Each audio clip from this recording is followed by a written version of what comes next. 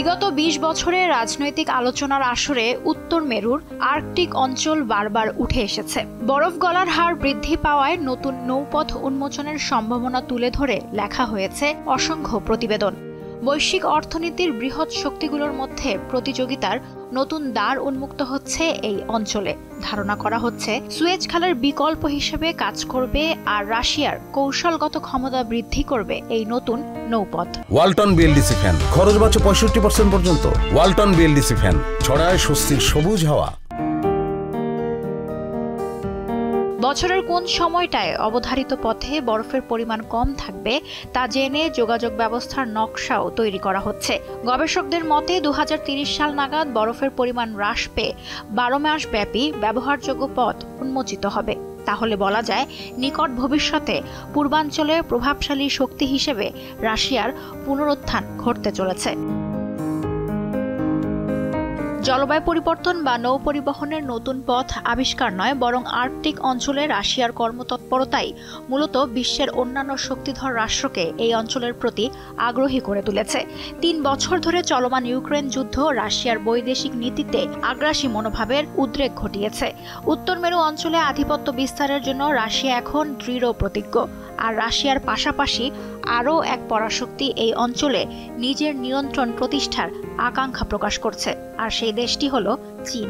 বেশ কয়েক দশক ধরে এই অঞ্চলকে কেন্দ্র করে শক্তিশালী রাষ্ট্রগুলোর মধ্যে সমঝোতার সম্পর্ক বজায় ছিল। মহাকাশ প্রকল্পের মতো তাদের উত্তর মেরু বিষয়ক নীতিতে সহযোগিতামূলক আচরণ দেখা গিয়েছে, কিন্তু বর্তমান সেই নীতিতে পরিবর্তন দেখা যাচ্ছে। ভবিষ্যতে এই পরিবর্তন কী রূপ ধারণ করবে তা আন্দাজ করা দুষ্কর। উত্তর মেরু অঞ্চলে সামুদ্রিক সীমানা আছে এমন 5টি দেশ হলো কানাডা, ডেনমার্ক, নরওয়ে, রাশিয়া ও যুক্তরাষ্ট্র। অন্যদিকে চীন হলো উত্তর মেরু অঞ্চলের নিকটবর্তী রাষ্ট্র। চীন আর রাশিয়া এমনিতেই মিত্র রাষ্ট্র, কাজেই এই অঞ্চলে আধিপত্য বিস্তারের ক্ষেত্রে তাদের মধ্যে ক্রমবর্ধমান সহযোগিতার মনোভাব এবং সংলাপের আগ্রহ স্পষ্টতই দৃশ্যমান। বরফজনিত প্রতিবন্ধকতা থাকা সত্ত্বেও উত্তর মেরু দিয়ে ইউরোপ ও উত্তর আমেরিকাকে সরাসরি নৌপথে সংযুক্ত করা সম্ভব। তাই ভৌগোলিকভাবে নিঃসন্দেহে এই অঞ্চল অত্যন্ত তাৎপর্যপূর্ণ। তবে কেবল যোগাযোগ ব্যবস্থার সুযোগই নয়, এই অঞ্চলে প্রাকৃতিক সম্পদেরও প্রাচুর্য লক্ষণীয়। অনুমান করা হয় যে সম্পূর্ণ বিশ্বের মোট 13% অনাবিষ্কৃত তেল আর প্রায় 30% আবিষ্কৃত প্রাকৃতিক গ্যাস এই অঞ্চলে বিদ্যমান। এছাড়াও বিরল খনিজ উপাদান যেমন নিকেল, প্লাটিনাম, স্বর্ণ ও হীরকের বিশাল ভাণ্ডার রয়েছে এই অঞ্চলে। রাষ্ট্রীয় নিরাপত্তা নিশ্চিত করা এবং প্রযুক্তি খাতে উন্নয়নের খাতিরে এই সম্পদ অত্যন্ত গুরুত্বপূর্ণ। জাতিসংঘের একটি কনভেনশন দ্বারা এই অঞ্চলের দেশগুলোর সমুদ্র সীমা এবং তাদের একচেটিয়া অর্থনৈতিক অঞ্চল নির্ধারণ করে দেওয়া হয়েছে।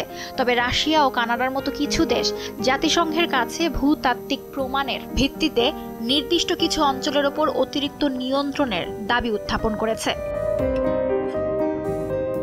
Centre for strategic and international স্টাডিজের 2020 সালের এক প্রতিবেদনে উল্লেখ করা হয়, রাশিয়া সোভিয়েত আমলের 50টি আর্কটিক সামরিক ঘাঁটি ফের সচল করেছে, যার মধ্যে রয়েছে 13টি বিমান ঘাঁটি, 10টি রাডার স্টেশন এবং 20টি সীমান্ত চৌকি।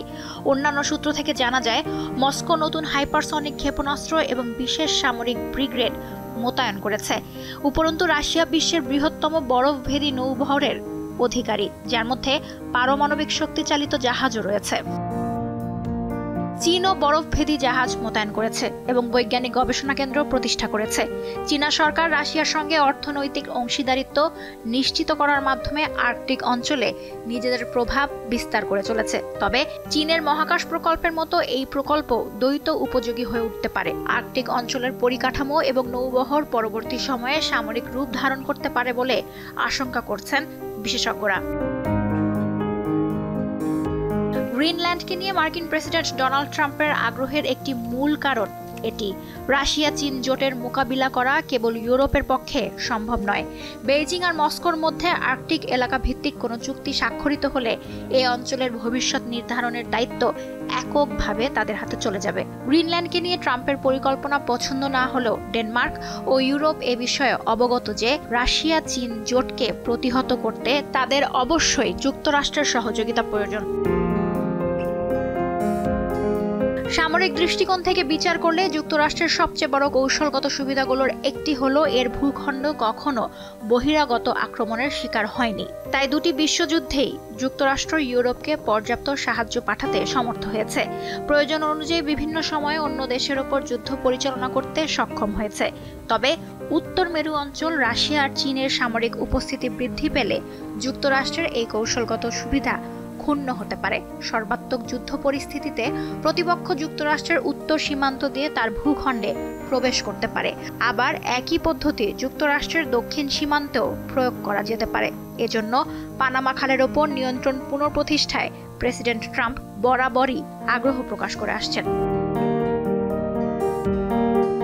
স্নায়ুযুদ্ধের শেষের দিকে রাশিয়া ও যুক্তরাষ্ট্রের বরফভেদী জাহাজগুলো দুই দেশের মধ্যে নবপ্রতিষ্ঠিত সহযোগিতার প্রতীকে পরিণত হয়েছিল। আর্কটিক অঞ্চলে বরফের মধ্যে আটকে যাওয়া 3টি তিমি মাছ উদ্ধারে তাদের সম্মিলিত প্রয়াসের ঘটনা সমগ্র বিশ্ববাসীর দৃষ্টি আকর্ষিত করেছিল। অপারেশন ব্রেক থ্রু নামে পরিচিত এই অভিযানকে পরবর্তী সময়ে চলচ্চিত্র রূপায়িত করা হয়। তবে বিশ্বজুড়ে প্রতিদ্বন্দ্বিতা ও সংঘাত আবার মাথাচাড়া দিয়ে ওঠায় আর্কটিক অঞ্চল নতুন করে উত্তেজনার কেন্দ্রবিন্দুতে পরিণত হয়েছে। স্থায়ী বাণিজ্যিক পথ প্রতিষ্ঠা করা সম্ভব হোক বা না হোক, এই অঞ্চলের রাজনৈতিক প্রতিযোগিতা অব্যাহত আছে। নতুন বিশ্ব ব্যবস্থায় স্থিতিশীলতা এলে তবেই বোঝা যাবে উত্তর মেরু অঞ্চল থেকে শুরু করে মহাকাশ ক্ষেত্র পর্যন্ত কোন জায়গায় কী ধরনের সহযোগিতার সম্পর্ক প্রতিষ্ঠা করতে আগ্রহী হবে বিশ্বের ক্ষমতাধর রাষ্ট্রগুলো। লুৎফা ফৌজিয়া, দীপ্ত, বার্তাকক্ষ।